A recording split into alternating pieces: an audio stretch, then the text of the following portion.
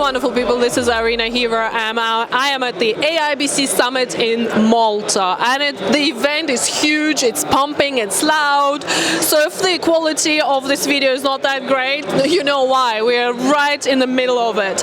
Nick, you just gave a wonderful keynote opening the AIBC Summit, and I absolutely loved what you talked about. I'm a crypto lawyer, so hearing you, an entrepreneur, an innovator, an early Bitcoin evangelist and the pioneer, talking about how blockchain and DeFi and crypto companies must not wait for the regulator to finally come and, handhold them to the finish line, but they must start doing the work and then figure things out.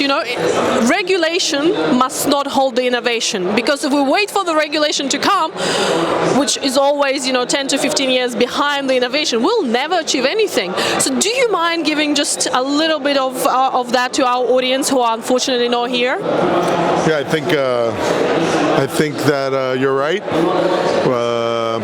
Innovation never came through regulation. Innovators have always innovated without permission. It's all permissionless usually. I believe that good people might wait for the regulators to come out with some piece of paper.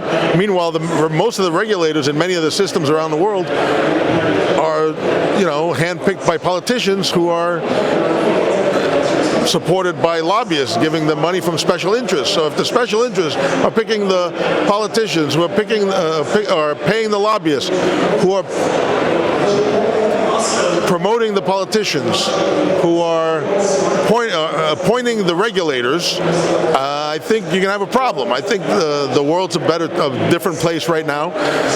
Everyone's talking about the metaverse, and someone says, "Oh, we're going to put the government office on the metaverse." I go, "Well, that's great, but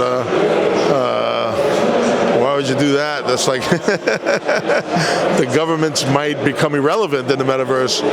And would you want to wait online for a robot on the metaverse at the Department of Motor Vehicles to renew your license online with like 40 people so they could kill 37 minutes of your life? Because that might be the goal, is to kill some of your time so you don't have time to think about, what they're doing with your money. So I think, yes, permissionless innovation is everything. The Wright brothers had a bicycle shop, and they built the airplane in their bicycle shop all night. And I think if someone walked by in the middle of the night and heard them building and say, "Oh, bigger wings, go further. The propeller, the wings, the fins," people would think they were crazy. They wouldn't know what they were talking about. But and if they went and asked for permission and Kitty Hawk to fly that airplane, I might have had to come over on a boat to Malta. Yeah. So I think all innovation is permissionless.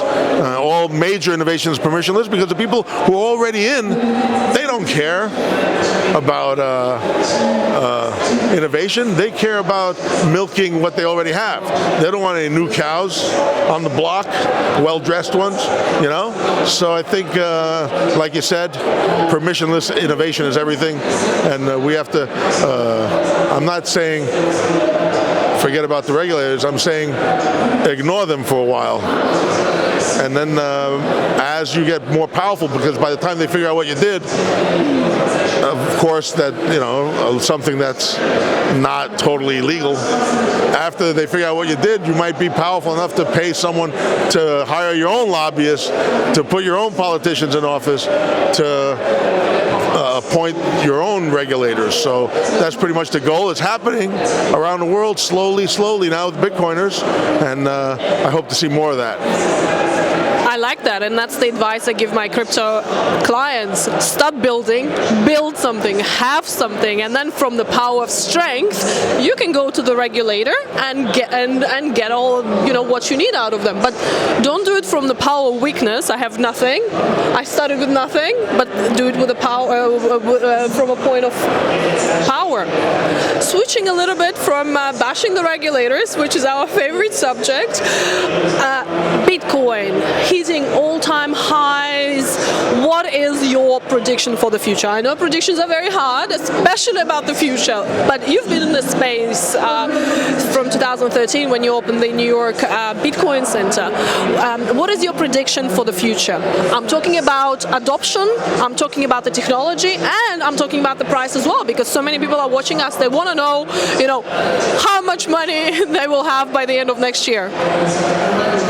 Adoption, it's growing by leaps and bounds. We have El Salvador. There are more people with a Bitcoin wallet than the bank account now in El Salvador. That was the president's tweet. We were down there many times, and I think there's growing pains, of course, because you can't implement all technology that quickly, and everyone has their own interest once in a while, but it's going in the right direction. So. What else was there? Price. Oh, the price. Give us your numbers. I don't want to. If I were to say a price, I'd say about $600,000, but I'm not going to say a price. By the end of the year? No. By the next 5 years. Okay. That's good. Could be that.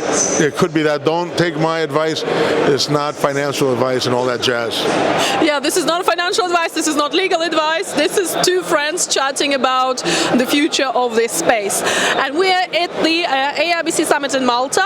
Will we see you at the AIBC Summit in Dubai in March 2022?